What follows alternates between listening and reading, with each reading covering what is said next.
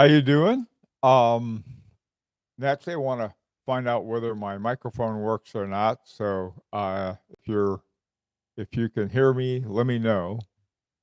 And how's the video and everything else? Hi, Dom. Good to see you, Brian. What? Hi, Rancher. Clyde. What's up? Oh boy. Um, I got a list of topics from the Rancher. And so today's the starting off with one of them, and that is where do you see the watch market going next year? Hey, neighbor, good to see you. How you doing this hot weather? Whew.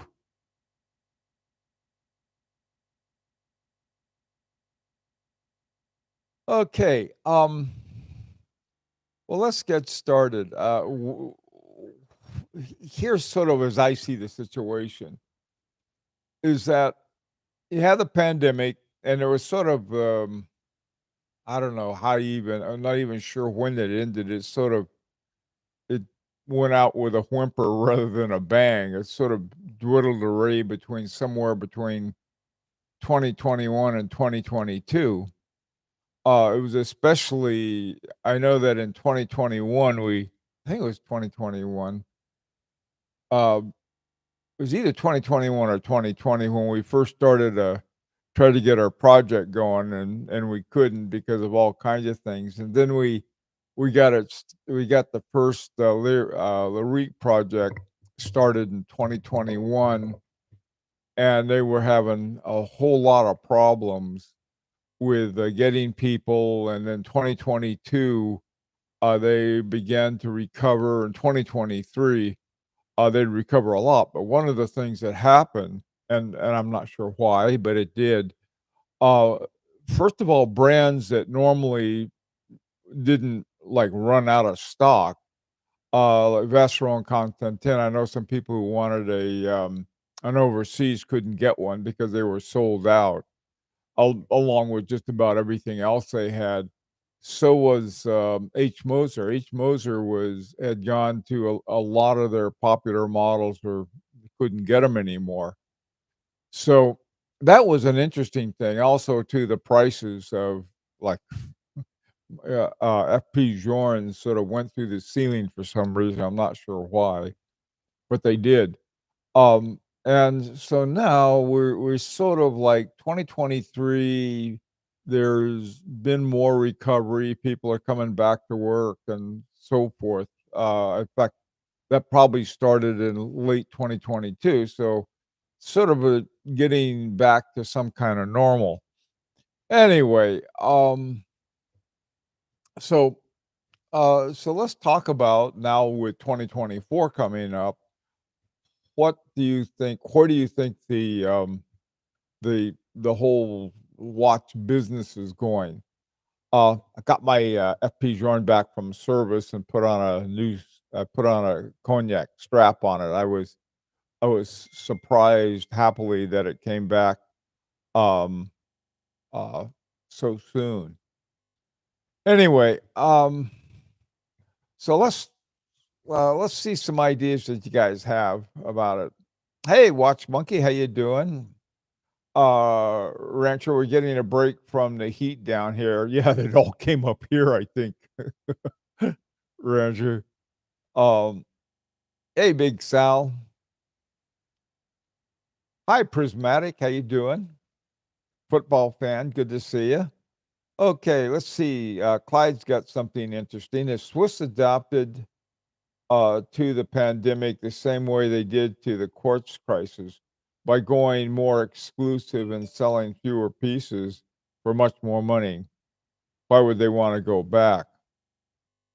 Um, hmm, yeah, there's sort of a point. I'm glad you brought that up, Clyde. Here's the thing: you run out of people with those higher prices. I mean, you've got only so many people who have like who would be willing to, let's say, plunk down 15, $20,000 for a watch. even 10,000 for a watch. Some would say even 5,000. So you have as the price goes up and your profit margins go up, your numbers start going down. Now, right after the pandemic, there weren't enough watches to go around, even by companies that had, were producing a pretty decent amount. I know like companies like H. Moser, one time they were only doing about 2,000 a year. And but I think there was certain other kinds of things, economy of scale, for example. So they were all of the machinery and everything else just sitting there because they couldn't get the people to run it. I don't know. Let's see some ideas that but one of the things I gotta say, of all of the companies, H. Moser did come out with some models like the Pioneer Center Seconds and some of the other ones that were around 13,000. Now, before then, all of them were quite high, like 20,000 and above. Hey, Koji, how you doing? Rolex is crying all the way to the poorhouse, aren't they? Yeah, well, Rolex is Rolex is sort of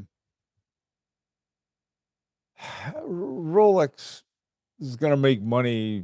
They're good at making money. I'll put it that way. I don't think they're crying all the way to the poorhouse. Their prices went up significantly too.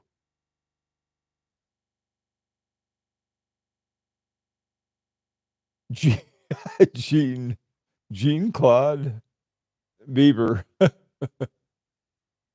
predicted 50% increase in price of Swiss watches after pandemic. Boy, he was right. Hey, Robert, good morning. Caesar, how are you?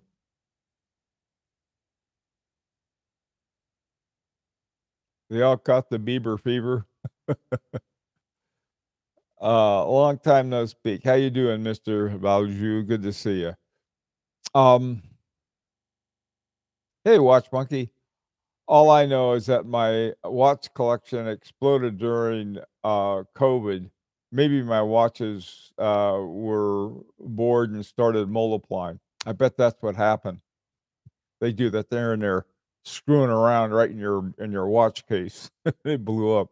One of the things that I did to some extent is I started looking at some other undervalued brands, like Daniel Roth and Roger Dubuis, and sure enough, up they went after the pandemic. I didn't buy them in an investment sense, but rather because they were really good watches that were more affordable, and now they're becoming less affordable. You know, what isn't? Unfortunately, cost of everything increases, raw materials, tools, everything. Yeah, you're right about that. I think, there's a certain kind of thing that you get and you go reusing it again and again. Now you have the tooling. When we got our watch with Larique, they needed special tooling for the case that we had made, or very bespoke case we had. But they got the tooling and, the price didn't seem to go down too much, if at all. Uh, I don't know. I've got there's, I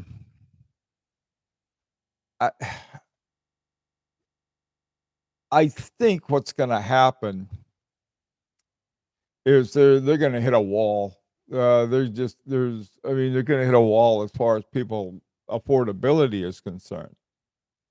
Certain groups, some collective groups like Larique, um,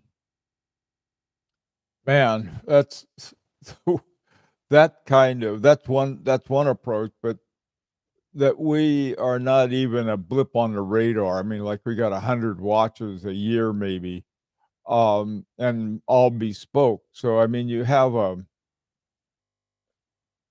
that's one way of getting a really great watch. It's something that's affordable, but I don't know how many people are doing it. I'm surprised that a whole bunch of people aren't doing it because we've got so many people who wanna join, and we say, "Look, it's already filled up." And, um, so I'm thinking, well, you know what? It's not that difficult. You get a bunch of people together and you say, "Hey, let's go do this," and then you approach. I mean, I tell you, one of the easiest ways to do it would be through Vasseur. You could, what's it called, VMF, Vasseur Manufacturer Fleurier. If you get a I think the minimum is 25 watch 25 movements, but they also make cases and things like that, and so you can end up with a really top-notch, watch for very little on that. I mean, and now this is dealing with off-the-shelf, movements, and I think that's one way that more groups can get together and do it. Same with, sh Prenode, same thing. You can get, you have to get a little more, watches together, but they'll sell as many as 10, I think, 10 people, and it's like, I don't know, $1,200 per movement. Um, Whereas if you have 100 people, it's $990 per movement. So there are a lot of ways, a lot of things that can be done. Hey, Richard. Um, a lot of cash was burning holes in pockets of people, denied vacations. Yeah, you're right about that, Richard. Yeah, there was, people sitting around they had all this money. They just weren't doing anything. They weren't going to the mall. They weren't, yeah, that's a good point. And looking think, I am looking forward as soon as I can to go back taking a cruise again. In 2029, my wife and I would be going on cruises about every year, but after that, I think my wife is still worried about, getting the heebie-jeebies getting on a cruise ship. Nothing's gonna happen until we hit the wall and hard. The watch market is gonna go back to, is this likely as society as a whole doing the same? Yeah, I certainly hope it doesn't go back to 2019. Not a time over, at least in the US, that was much fun. And, hi, Junior. I think a time goes by the average person will no longer be able, to buy non-essential goods, and will be lucky to keep a roof over their heads. Yeah, that's a concern too, I think a lot of people have. Um, I think they're starting to recognize that. I mean, there are all kinds of things that are happening that sort of certain kinds of corporations are like they're buying up houses and renting them out, and so all of the houses that would normally be for sale that people could buy at a reasonable price are just getting gobbled up by these corporate entities and go in with the cash and say, buy them all if they want, and they do. And this is sort of a funny kind of thing, but I don't know.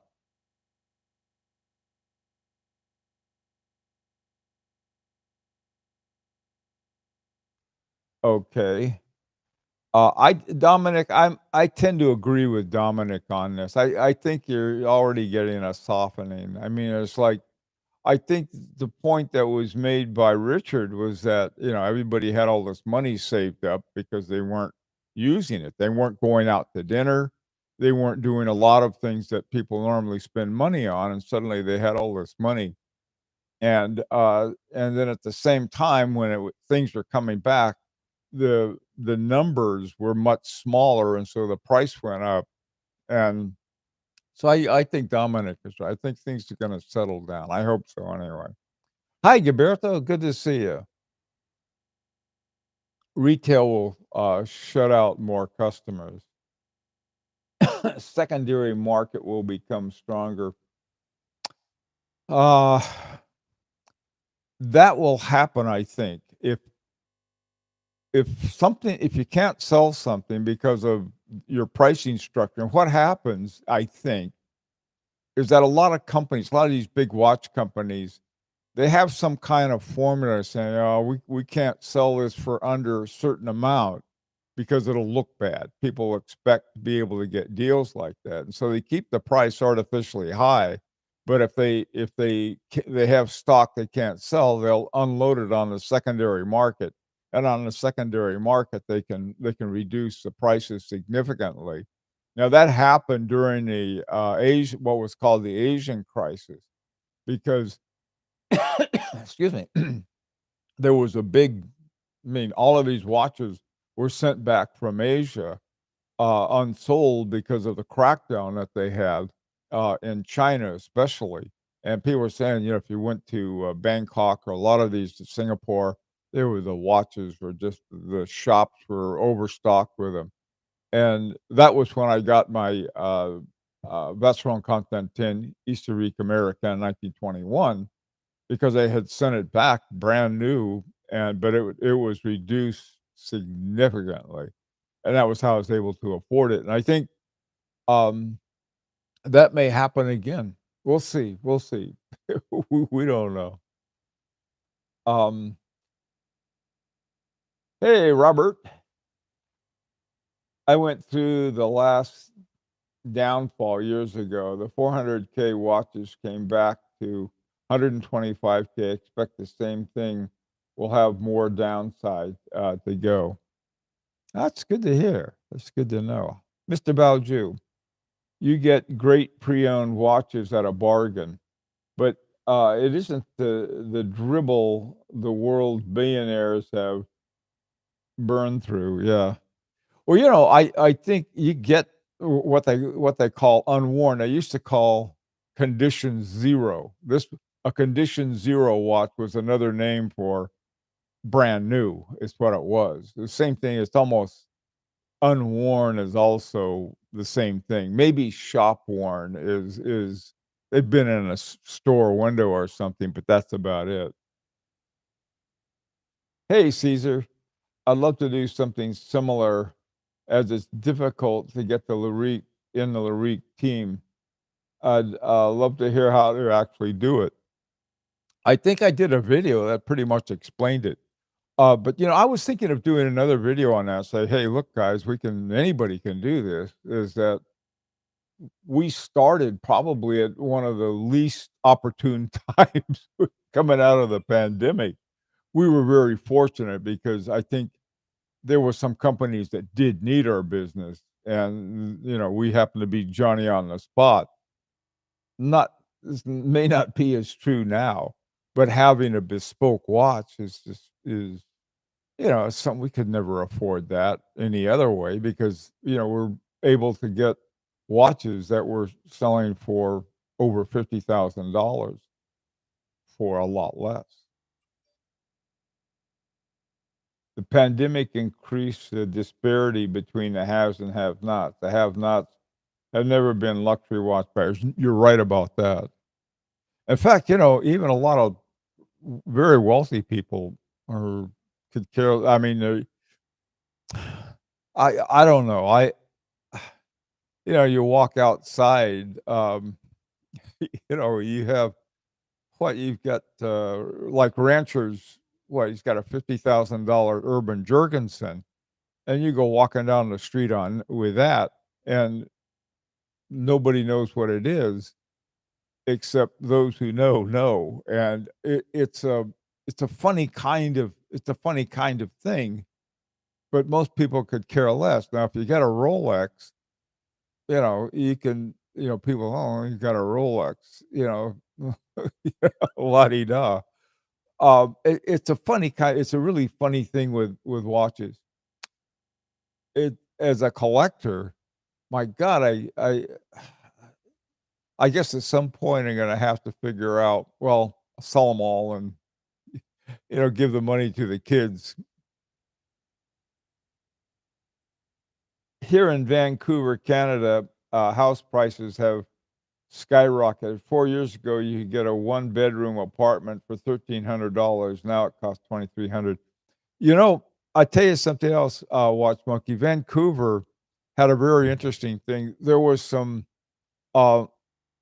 people from Hong Kong. This is back in the, God, I guess in the 90s, uh, in the 80s even. They were looking at, when the communist China would take over, Hong Kong from the British, and so there were a lot of people in Vancouver in British Columbia, and the housing prices went up then too. They're doing it again. I mean, I I don't wanna say anything sort of, but here in the Northeast, we know the Canadians have wood to burn because all the smoke from Canada is coming down. So build some more houses with all that wood you got. You got wood and land and lots of moose to move it around. I Most Americans I know love Canadians, and a lot of Canadians are dubious about their next door neighbors. Who can blame them? How you doing? Let's see. I can't read that writing. It's Japanese or Chinese or something else. Oh, Korean. Hi. Oh man, that's another place I like. Korea. In Korea, so hard to get a home. A gap between rich and poor getting larger. To some historical brand like Paddock going to more famous, but for the middle range brand is going hard to come by. Yeah, um, Korea guy. I'm not. I can't pronounce. I don't read Korean. Uh, the, I think the thing is when you're in a situation like this is when you can save the most money and have the most fun by really diving into the horology, finding out what's in a watch, what makes it tick, and so forth. And you can still get good deals. I got to tell you, I love wearing that Fabergé. I think the list price on that thing in white gold from some number of years ago was something like 15,000. I was able to pick one up brand new for around 4,000. And it's the Frederick Breguet movement in it is, so you can do that, but you can't do it. You can't do it with brands that have become popular. And I think that's sort of one way that we can sort of survive it. Hi, Tim. Watch Gang, Chemark, Massachusetts is the best. Okey doke, Tim. At least Canada will apologize when they put a wall up. Yeah, and it can't happen a moment too soon, I think.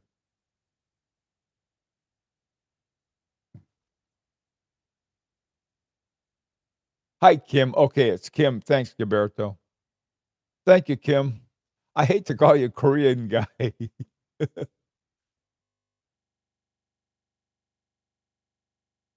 Okay, what are some other thoughts about that?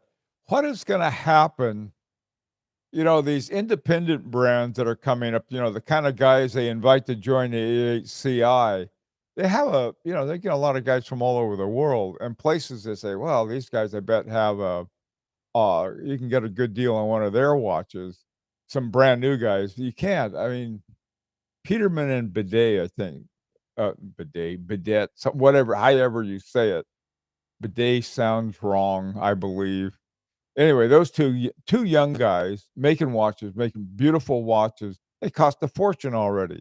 Same thing with, the French guy who makes those wonderful watches with the key wound watches. They're going for 50, 60,000 bucks right out of the gate. And here's this young guy just getting started. Um, FP Journe, God knows what they're gonna be. From Monday's video, I got looking into this new one that they have, and, I it's gonna be very interesting.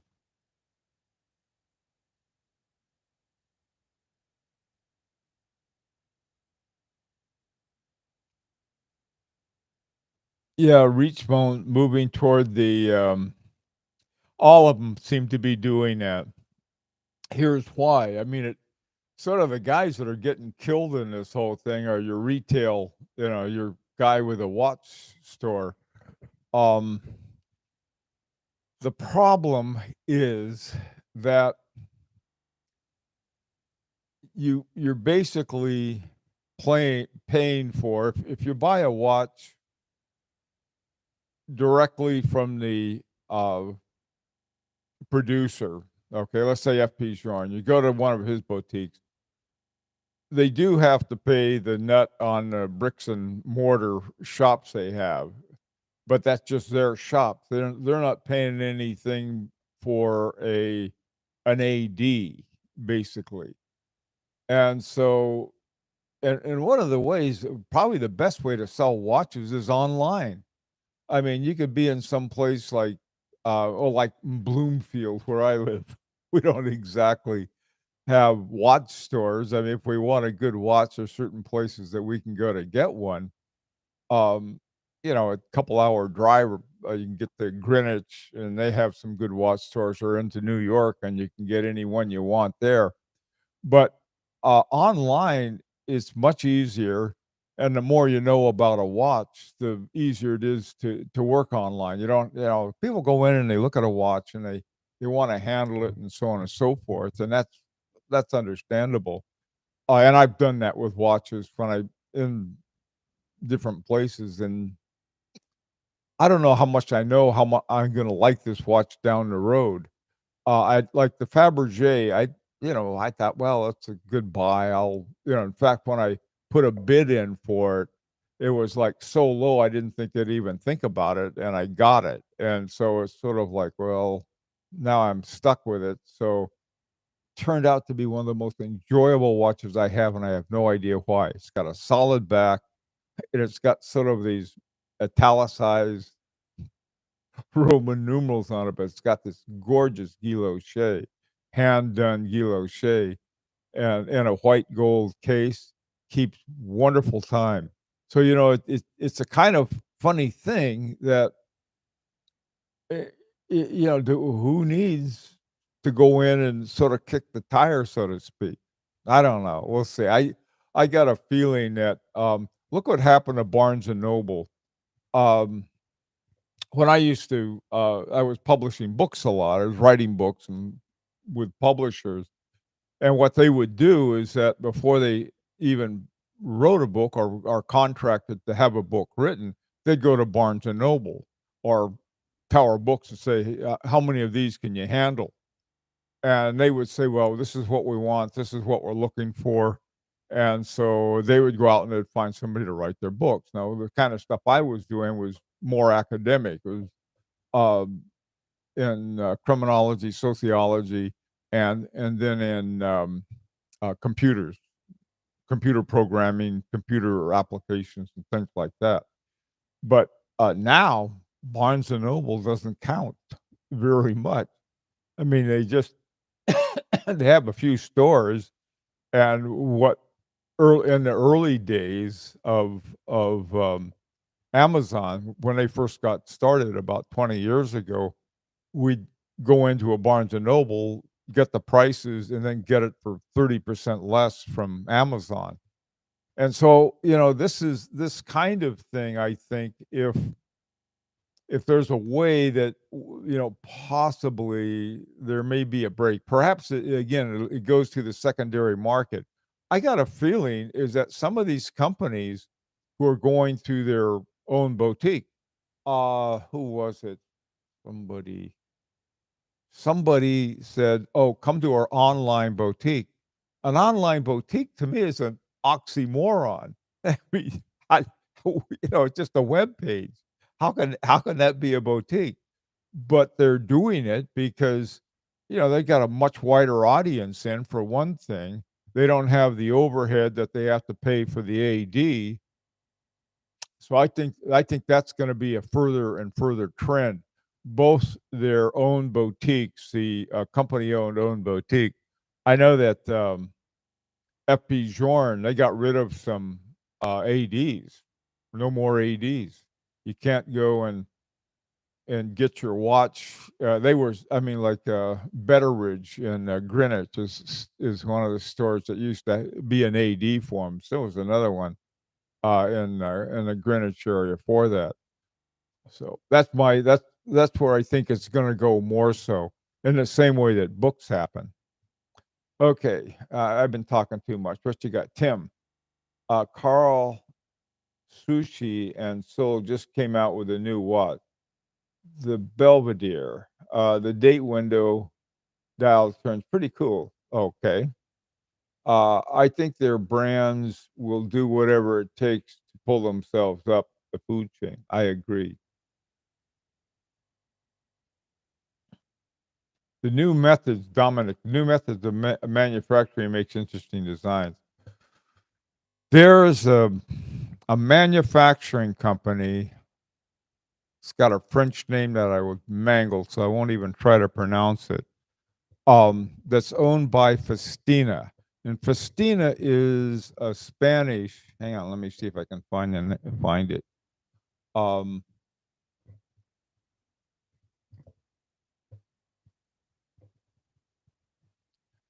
Festina is a Spanish group like Swatch or any of the others.